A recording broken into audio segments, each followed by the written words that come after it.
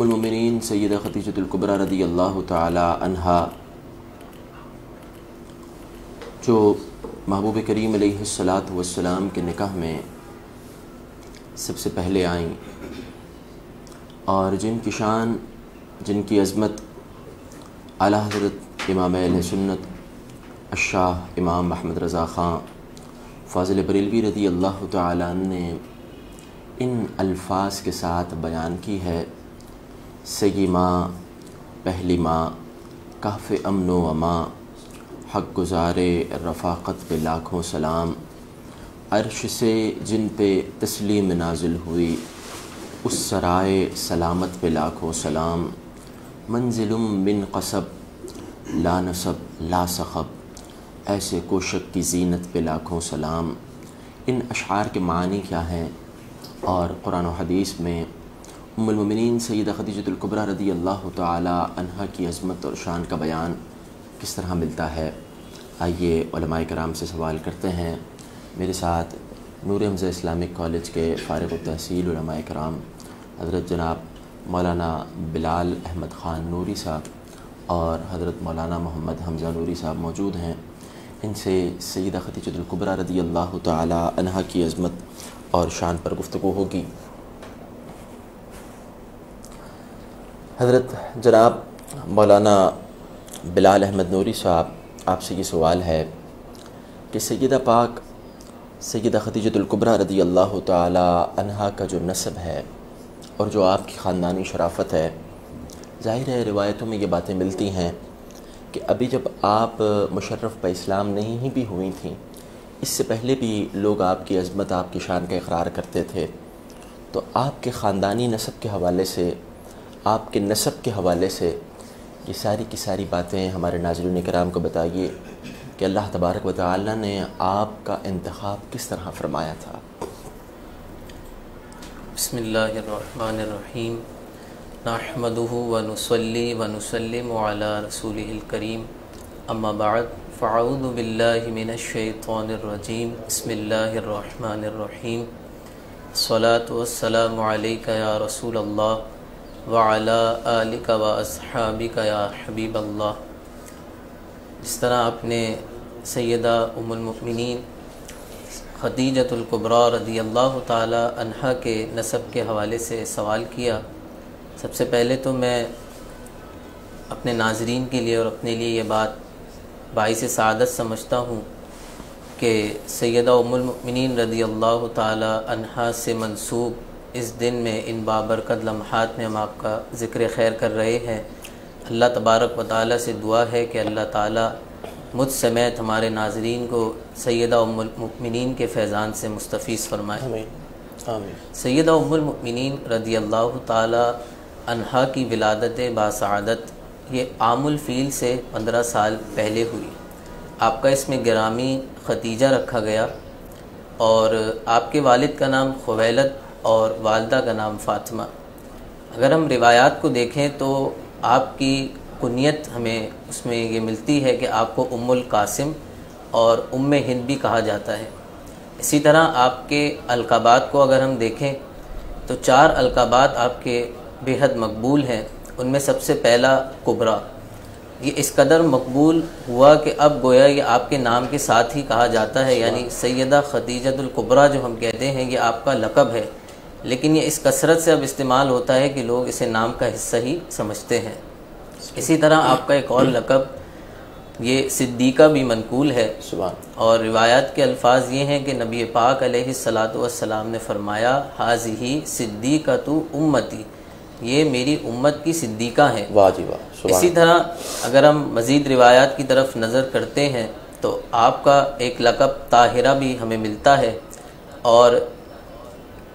یہ لقب آپ کا اسلام لانے سے پہلے ہی مشہور ہو چکا تھا، یعنی اللہ تبارک و تعالی نے آپ کو اس قدر بلند اور پاکیزہ کردار عطا فرمایا تھا کہ اسلام لانے سے پہلے ہی لوگ آپ کو طاہرہ کے لقب سے پکارتے تھے۔ اب آپ کے نسب کی طرف اگر ہم نظر کریں تو سیدہ ام المؤمنین رضی اللہ تعالی عنہا کا نسب یہ نبی پاک علیہ الصلاۃ والسلام کے نسب مبارک سے سب سے کم واسطوں کے ساتھ جا کر ملتا ہے دیگر ازواج مطہرات کے مقابلے میں، یعنی اگر ہم آپ کے نسب کو دیکھیں تو 4 واسطوں سے آپ نبی پاک علیہ الصلاۃ والسلام کے نسب سے ملتی ہیں۔ اس میں پہلا واسطہ جو آتا ہے وہ آپ کے والد خویلد، اس کے بعد اسد، اس کے بعد عبد عزا، اور چوتھا جو نسب کا حصہ ہے یعنی چوتھے جد امجد وہ ہیں قصی۔ یہ وہ مقام ہے جہاں نبی پاک علیہ الصلاۃ والسلام سے آپ کا نسب جا کے ملتا ہے۔ تو چوتھے نسب کے چوتھے جد امجد حضرت قصی، اور نبی پاک علیہ الصلاۃ والسلام کے نسب میں ان کا درجہ 5واں ہے، یعنی سیدہ کے حساب سے آپ کا چوتھے نمبر پر نسب ملتا ہے اور حضور کے یہ 5ویں جد امجد ہیں۔ صحیح۔ اسی مقام پر علماء نے یہ بات بھی بیان فرمائی ہے کہ حضرت قصی کی اولاد سے حضرت ام حبیبہ اور حضرت سیدہ ام المؤمنین خدیجۃ الکبریٰ یہ وہ واحد شخصیات ہیں جنہیں حضور علیہ الصلاۃ والسلام کی زوجیت کا شرف حاصل ہے۔ سبحان۔ تو اب اس نسب کے علاوہ بھی سیدہ ام المؤمنین رضی اللہ تعالی عنہا کا جو خاندانی شرف ہے وہ اہل مکہ میں مقبول تھا۔ تو اگر ہم اس کی طرف نظر کرتے ہیں تو بہت سے ملکی اور قبائلی عہدے وہ آپ کے خاندان کو حاصل تھے۔ مثال کے طور پہ اگر ہم دیکھیں تو سیدہ ام المؤمنین رضی اللہ تعالی عنہا کے خاندان کے ایک بہت ہی معزز شخص جو بعد میں اسلام بھی لائے، حضرت حکیم بن حزام، ان کے پاس اس زمانے میں قبائل قریش کی جو مشورہ کرنے کی جگہ تھی، جہاں تمام رؤوسائے قریش جمع ہو کر کسی معاملے پر مشاورت کرتے، جس کو دار الندوہ بھی کہا جاتا ہے، اس عمارت کی ذمہ داریاں حضرت حکیم بن حزام کے پاس تھیں۔ اسی طرح اگر ہم دیکھیں تو جب قریش کسی معاملے پر اپنا مشورہ مکمل کر لیتے تو اب اسے باہمی طور پر مزید پختہ کرنے کے لیے وہ ایک شخص حضرت یزید بن زمعہ کے پاس حاضر ہوتے کہ اگر وہ اس بات کی تصدیق کر دیتے تو قریش اس کام کو عمل میں لاتے، اور اگر منع فرما دیتے تو قریش اس سے باز رہتے۔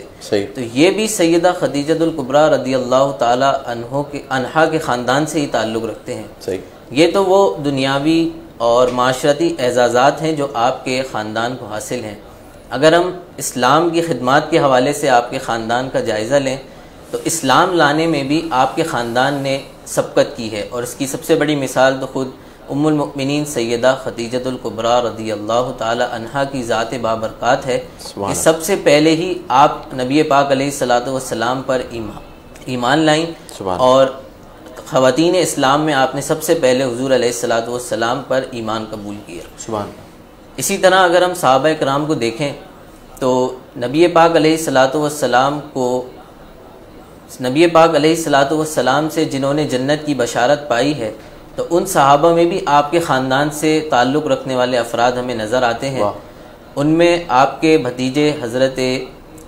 اسود بن نوفل، انہوں نے حضور سے جنت کی بشارت پائی۔ اسی طرح آپ کے پھپھی زاد بھائی حضرت حکیم بن حزام، انہیں بھی حضور علیہ الصلاۃ والسلام نے دنیا میں جنت کی بشارت عطا فرمائی۔ اسی طرح جن کا ذکر ابھی گزرا حضرت یزید بن زمعہ، یہ بھی انہی افراد میں سے ہیں جنہیں سیدہ ام المؤمنین رضی اللہ تعالی عنہا کے خاندان سے ہونے کے ساتھ ساتھ نبی پاک علیہ الصلاۃ والسلام نے جنت کی بشارت عطا فرمائی۔ سبحان اللہ، سبحان اللہ۔ تو یہ ناظرین کرام، سیدہ خدیجۃ الکبریٰ رضی اللہ تعالی عنہا کے حوالے سے علامہ صاحب بتا رہے ہیں کہ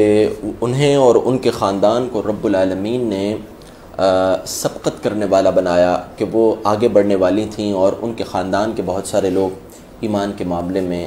دیگر معاملات میں وہ نیکی پر سبقت کرنے والے تھے۔ ان کی گفتگو کے دوران مجھے یہ روایت یاد آئی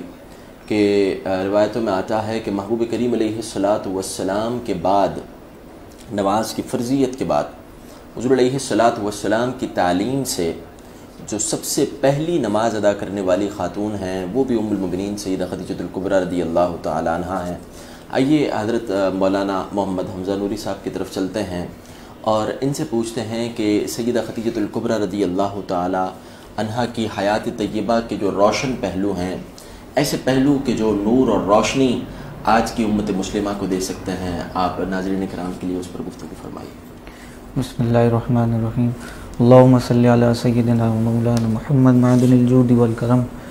وآلہ وصحبہ وبارک وسلم صلاۃ و سلام علیک یا سیدی یا رسول اللہ۔ بہت شکریہ۔ یقیناً ام المؤمنین حضرت خدیجۃ الکبریٰ رضی اللہ تعالی عنہا کی اگر ہم دیکھیں تو زندگی کا ہر گوشہ ہی ہمارے لیے ایک مکمل باب کی حیثیت رکھتا ہے، لیکن میں مختصر آپ کی سیرت کے چند گوشوں پر کلام کروں گا۔ جیسے کہ ابھی حضرت علامہ نے بھی بات فرمائی کہ حرم پاک، حرم نبوی صلی اللہ علیہ وسلم میں داخل ہونے سے پہلے ہی حضرت خدیجۃ الکبریٰ رضی اللہ تعالی عنہا کا جو کردار، ہمیں جو سیرت آپ کی نظر آتی ہے کہ اللہ نے آپ کو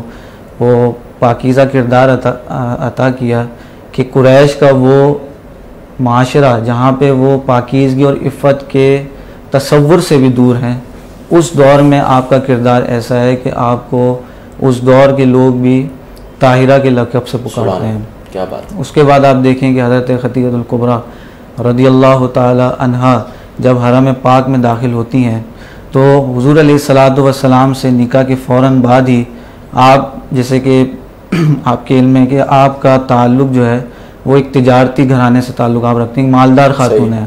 تو نکاح کے فوراً بعد آپ کے پاس جو کچھ مال و متاع تھا اس وقت، غلام، کنیز، جو بھی آپ کے ملکیت میں مال تھا، وہ سب کا سب آپ نے آپ علیہ الصلاۃ والسلام کے قدموں میں لا کر نچھاور کر دیا۔ پھر اگر آپ دیکھتے ہیں کہ حضرت خدیجۃ الکبریٰ رضی اللہ تعالیٰ عنہ کیونکہ خود مالدار گھرانے سے تعلق رکھتی ہیں، گھر میں خدمت کے لیے غلام بھی موجود ہیں، لیکن جب حضور سے نکاح ہو گیا تو اب کیا ہے، آپ کی جو سیرت ہمیں بتاتی ہے وہ یہ ہے کہ آپ جو ہیں وہ خود بنفس نفیس حضور کی خدمت کے لیے اپنے آپ کو پیش کرتی ہیں۔ نبی علیہ الصلاۃ والسلام پہلی وحی سے پہلے روایتوں میں موجود ہے کہ آپ کے دل میں خلوت نشینی کی محبت ڈال دی گئی، تو حضور علیہ الصلاۃ والسلام غار حرا کی طرف آپ تشریف لے جاتے اور کئی دن کا توشہ اپنے ساتھ لے جاتے، کیونکہ غار حرا میں ہی آپ موجود رہ کر وہاں پہ اللہ کی عبادت اور اللہ کی یاد فرماتے۔ تو حضرت خدیجۃ الکبریٰ اس دوران خود اپنے ہاتھوں سے یہ حضور کے لیے توشہ تیار کرتی ہیں، حضور علیہ الصلاۃ والسلام یہ لے کے غار حرا کی طرف جاتے ہیں، اور بعد میں حضرت خدیجۃ الکبریٰ رضی اللہ تعالیٰ عنہ یہ سامان لے کے خود بھی غار حرا حضور کی خدمت کے لیے توشہ لے کے آ رہی ہیں۔ آپ غور کریں کہ خدمت کا کس قدر آپ نے یہ درجہ آپ نے پا لیا ہے کہ جو پہلے خود غلاموں سے اپنی خدمت کرواتی ہیں، آج حرم پاک میں آنے کے بعد خود اپنے مال سے بھی حضور کی خدمت کر رہی ہیں، اپنی جان سے بھی حضور کی خدمت کر رہی ہیں۔ جب آپ یہ دیکھیں کہ پہلی وحی کا نزول ہوا اور آپ علیہ الصلاۃ والسلام جب یہ سارا واقعہ آپ نے حضرت خدیجۃ الکبریٰ رضی اللہ تعالیٰ عنہ کے سامنے ذکر کیا تو حضرت خدیجۃ الکبریٰ آپ کو اپنے چچا زاد بھائی حضرت ورقہ بن نوفل کے پاس لے گئیں۔ حضرت ورقہ بن نوفل جو ہیں یہ توریت کے بھی بہت بڑے عالم تھے، اور اس کے بعد انہوں نے چونکہ دین عیسیٰ قبول کیا تو پھر انجیل کے بھی بہت بڑے عالم تھے، تو انہوں نے جا کے یہ ساری بات آپ علیہ الصلاۃ والسلام کا جو معاملہ تھا اپنے چچا زاد بھائی کے سامنے رکھا۔ تو ورقہ بن نوفل نے یہ فرمایا کہ آپ بتائیں کہ آپ کے ساتھ کیا معاملہ ہو۔ حضور علیہ الصلاۃ والسلام نے جو ذکر کیا تو حضرت ورقہ بن نوفل نے یہ اس وقت فرمایا کہ واللہ یہ وہی فرشتہ ہے جو حضرت موسیٰ علیہ السلام کے پاس آیا کرتا تھا۔ پھر آپ نے فرمایا کہ ان قریب آپ جو دعوت لے کے اٹھے ہیں، جو دعوت آپ دیں گے تو آپ کی قوم آپ کو یہ جگہ جو ہے چھوڑنے پہ مجبور کر دے گی، کاش کہ میں اس وقت زندہ ہوتا تو آپ کی مدد کرتا۔ یہ بات انہوں نے حضرت خدیجۃ الکبریٰ کے سامنے ذکر کر دی ہے کہ اب ایسا وقت آنے والا ہے کہ آپ کے جو شوہر ہیں حضور علیہ الصلاۃ والسلام جو ہیں، اب ان کے اوپر یہ دین کے لیے ایسی مشکلات آئیں گی۔ حضرت خدیجۃ الکبریٰ نے سب سن لیا ہے، اور ایسا ہی ہوا کہ جب آپ علیہ الصلاۃ والسلام نے یہ دین کا پیغام لوگوں میں دینا شروع کیا تو وہ عرب کا معاشرہ جو کل تک آپ کو صادق اور امین کے لقب سے پکار رہا تھا، آج آپ کا جانی دشمن ہو گیا۔ حضور علیہ الصلاۃ والسلام کے لیے انہوں نے مصائب کھڑے کیے، مشکلات کو وہ پیدا کرنا شروع کیا۔ جب حضور علیہ الصلاۃ والسلام دعوت عرب کے معاشرے میں دیتے، اس کے بعد حضرت خدیجۃ الکبریٰ کی طرف آتے، چونکہ حضرت خدیجۃ الکبریٰ جانتی ہیں کہ کس مصائب کا سامنا آپ علیہ الصلاۃ والسلام کو ہے، تو آپ اس وقت کچھ نہ کچھ اپنے پاس سے ایسے جملے کوشش کرتی ہیں کہ میں کوئی ایسا جملہ کہہ دوں، کوئی ایسی بات کہہ دوں جس سے آپ علیہ الصلاۃ والسلام کی طبیعت جو ہے وہ خوش ہو جائے، حضور مجھ سے خوش ہو جائے۔ یہ غم گساری کا آپ کا ایک جذبہ ہے۔ اور پھر آپ دیکھیں جب یہ اس طرح دعوت نہیں رکی تو اعلان نبوت کے 7ویں سال یہ قریش نے متفقہ فیصلہ کیا کہ ہم بنو مطلب اور بنو ہاشم کا ان کا مقاطعہ یعنی سوشل بائیکاٹ کریں گے، اور پھر یہ اتنی سختی کے ساتھ انہوں نے اس پہ عمل کیا، اور یہ معاہدہ لکھ کر انہوں نے کعبے کے دروازے پہ بھی آویزہ کر دیا، اور یہ اس میں انہوں نے سلام کلام، اسی طرح کھانے پینے دیگر اشیاء، یہاں تک کہ نکاح تک کے بھی انہوں نے معاملات بالکل جو ہے یہ بنو ہاشم اور بنو مطلب سے انہوں نے جو ہے بائیکاٹ کر دیا، اور یہ اتنا سخت تھا کہ یہ 3 سال کا طویل محاصرہ جاری رہا۔ اس میں محاصرین جو ہے وہ شعب ابی طالب کے اندر جو ہے وہ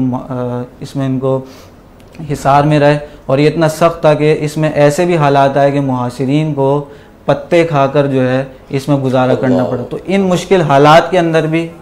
سیدہ خدیجۃ الکبریٰ رضی اللہ تعالی عنہا کا کردار یہ ہے کہ پتہ ہے آپ کو، یہ ذکر سن چکی ہیں کہ ایسے مشکل حالات آنے والے ہیں، لیکن آپ پیچھے نہیں ہٹی ہیں، بلکہ حضور علیہ الصلوۃ والسلام کے ساتھ چاہے جیسی بھی گھڑی آ جائے لیکن حضور کے ساتھ قدم با قدم ملا کر استقامت کے ساتھ حضور کے ساتھ آپ اس میدان میں موجود ہیں۔ نہ آپ نے کوئی شکایت کا لفظ اپنی زبان پر لائیں، بلکہ آپ کی جو سیرت بتاتی ہے وہ یہی ہے کہ میرا سب کچھ آپ پر قربان یا رسول اللہ صلی اللہ علیہ وسلم۔ تو مختصر الغرض یہ کہ سیدہ پاک کی پوری سیرت کو اگر آپ دیکھیں تو گویا آپ کی سیرت یہی بتاتی ہے کہ انہیں جانا انہیں مانا، نہ رکھا غیر سے کام، للہ الحمد دنیا سے مسلمان گئے۔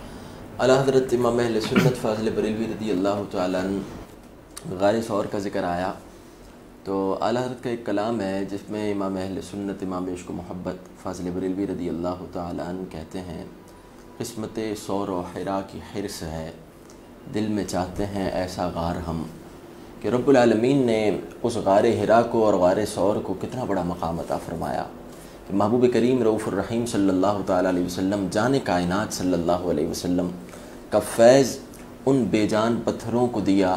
اور حضور کے فیض کی برکت سے رب العالمین نے پھر ہمیشہ کے لیے ان میں جان ڈال دی۔ سیدہ خدیجۃ الکبریٰ رضی اللہ تعالیٰ عنہا کے بارے میں حضرت مولانا حمزہ نوری صاحب بتا رہے تھے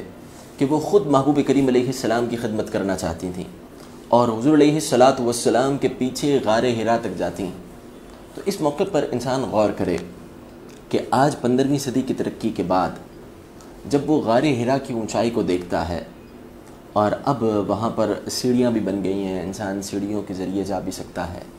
لیکن اس کے باوجود غار حرا پر پہنچنے کے لیے 2 سے 2.5 گھنٹے کا عرصہ درکار ہے۔ ان 2 سے 2.5 گھنٹوں کے درمیان اسے جگہ جگہ پر پانی کی بوتلیں بھی میسر آ جاتی ہیں، ٹھنڈا جوس بھی مل جاتا ہے، پھر اس کے بعد وہ اوپر جا کر وہاں پہنچتا ہے، اور پھر واپس وہاں سے نیچے آنا کئی کلومیٹر کا سفر کر کے۔ انسان غور کرے کہ کون سی وہ طاقت تھی کہ ایک خاتون سیدہ خدیجۃ الکبریٰ رضی اللہ تعالی عنہا کھانا پیش کرنے کے لیے محبوب کریم علیہ السلام کی بارگاہ میں اتنی بلندی پر جا رہی ہیں، تو پھر نتیجہ وہی آتا ہے کہ عشق مصطفیٰ علیہ الصلوۃ والسلام جس دل میں معجزن ہو جائے، رب العالمین اس وجود کو طاقتوں والا کر دیتا ہے۔ وہ وجود اللہ تبارک و تعالیٰ کی عطا سے روحانی طور پر بھی اور جسمانی طور پر بھی شجاعت و بہادری کے ساتھ طاقتوں والا ہو جاتا ہے۔ اللہ تبارک و تعالیٰ ہمیں بھی جرأت و بہادری عطا فرمائے، عشق مصطفیٰ کریم علیہ الصلوۃ والسلام عطا فرمائے۔ نبی پاک علیہ الصلوۃ والسلام کی علامہ صاحب وہ ذات بابرکات ہے کہ ہر شخص ہر چیز، یہاں تک کہ خود رب العالمین بھی اپنے محبوب کی شان اور تعریف بیان کرتا ہے، تو کتنی بلند اور بالا وہ شخصیت ہیں کہ جن کی شان محبوب کریم علیہ السلام بیان فرمائیں۔ تو سیدہ خدیجۃ الکبریٰ رضی اللہ تعالی عنہا کی جو شان ہمارے آقا جان رحمت جان کائنات صلی اللہ تعالی علیہ وسلم نے بیان فرمائی، وہ احادیث طیبہ ہمارے ناظرین کرام کو سنائیے۔ بسم اللہ الرحمن الرحیم۔ آپ نے جو سوال کیا ہے یہ اس قدر عظیم سوال ہے کہ اس کے لیے اگر کئی گھنٹے بھی درکار ہوں تو یہ کم ہے کہ ایک مومن اپنی والدہ کی شان بیان کرے تو اسے سننے کے بعد مومنین کے دل کس قدر خوش ہو جاتے ہیں۔ تو اگر ہم احادیث کی کتب کی طرف نظر کریں تو احادیث طیبہ کے اندر آپ کی شان کے حوالے سے کثیر روایات ہمیں ملتی ہیں، سیاہ ستہ کی کتب ہوں یا اس کے علاوہ، تمام ہی نے سیدہ خدیجۃ الکبریٰ رضی اللہ تعالی عنہا کی شان و عظمت کے حوالے سے کثیر روایات منقول کی ہیں۔ اگر ہم امام بخاری کی طرف دیکھیں تو امام بخاری نے بخاری شریف کتاب مناقب الانصار میں اس روایت کو ذکر کیا کہ ایک روز حضرت جبریل علیہ الصلاۃ والسلام بارگاہ رسالت میں حاضر ہیں. پھر آپ نے عرض کی یا رسول اللہ صلی اللہ علیہ وسلم کہ خدیجہ آپ کے پاس کچھ سامان لے کر آ رہی ہیں، اس میں کھانے یا پینے کی اشیاء ہیں، جب وہ آپ کے پاس آ جائیں تو اب روایت کے الفاظ پر غور کریں. آپ نے فرمایا فقرا علیہ السلام من ربها و منی، یعنی آپ میری جانب سے اور ان کے رب کی جانب سے انہیں سلام کہیے. واہ. یعنی خدیجۃ الکبریٰ رضی اللہ تعالی عنہا کو سلام اللہ تبارک و تعالی ارشاد فرما رہا ہے. اسی روایت کے اوپر سیدی اعلیٰ حضرت کا قلم جب چلا تو آپ نے ارشاد فرمایا عرش سے جس پہ تسلیم نازل ہوئی ایسے کوشک کی زینت پہ لاکھوں سلام. تو ایسے آپ کے فضائل و مناقب ہمیں کتب احادیث میں بے شمار نظر آتے ہیں. اسی طرح اگر ہم مسلم شریف کو دیکھیں تو امام مسلم نے آپ کے نام کی باقاعدہ ایک فصل قائم کی. میں ایک روایت اس میں سے آپ کے سامنے رکھتا ہوں. روایت کی راوی سیدہ عائشہ صدیقہ رضی اللہ تعالی عنہا ہیں. اب آپ غور کیجئے کہ راوی خود سیدہ عائشہ صدیقہ رضی اللہ تعالی عنہا ہیں اور جن کی وہ شان بیان کر رہی ہیں وہ خود بھی صدیقہ کے لقب سے مشہور ہیں. کیا بات. تو آپ ارشاد فرماتی ہیں کہ نبی پاک علیہ الصلاۃ والسلام نے یہ بات بیان فرمائی